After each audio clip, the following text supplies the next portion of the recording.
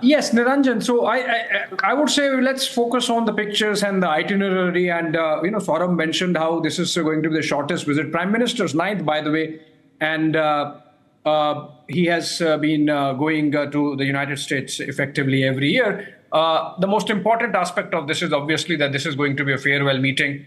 In a while from now, we are going to have that bilateral between President Biden and Prime Minister Modi. And I can quote the present ambassador of the United States to India, Eric Garcetti, because he never tires of saying that when he got that call from President Biden to become India ambassador to India, President Biden had told him from DC to Los Angeles that I'm entrusting you with the most important relationship of the United States in this century that's panning out. So I think that everyone understands the importance of India-US relationship, the partnership. There are ups and downs, there are hiccups.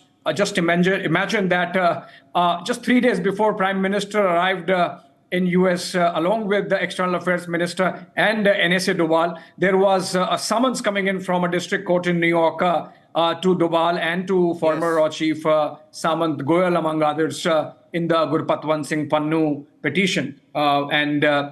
Remember the connected case of attempt of assassination of Pannu by some operatives, etc. I mean, we know the case, but let's stay put as of now on the bilateral first and then the Quad summit. Remember, this is happening at a time when there are two troubled hotspots in the world, and both can really flare up in their own ways. There has been a fair amount of nuclear saber rattling over the last couple of months insofar as the Europe war is concerned. We have seen escalation building up almost every week in the last 2 months since the taking down of Ismail Haniyeh right inside Tehran in Iran by Israel, and the whole Operation Beeper and the pager episode and what has happened over the last 3 days, Niranjan. So these are very difficult times for the world community to negotiate. And the messaging that would be coming out of Quad would be very important, because remember, this is also the high-flying diplomatic season. Saurabh Shukla would vouch for it in New York with the UNGA happening. And, everyone, all the top diplomats, their wives coming in and all the shopping in New York apart. This is high-flying diplomacy time in the United States.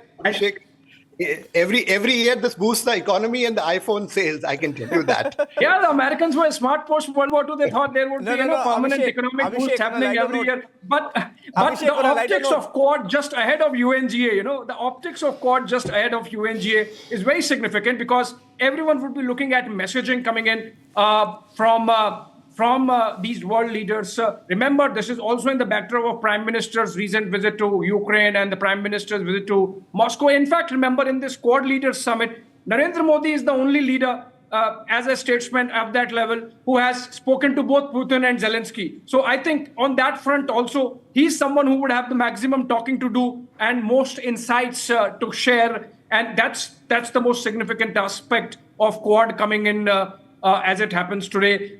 Maybe Robin can come in there. Robin, you agree that this is going to be the most significant aspect of Quad, where the leaders discuss these troubled hotspots and, of course, the elephant in the room, China.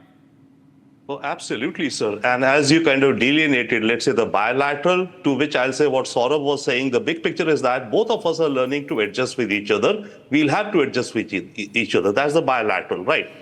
The regional, the Quad definitely is, and, checking or measuring China's expansionism on that. Now, the global, which would also be discussed in the Quad, particularly the Ukraine issue. To my mind, Indian foreign policy has made a gear change in Prime Minister's third term. And what I think, and what I'm calling it as, Modi's single point peace plan for Russia-Ukraine conflict, right?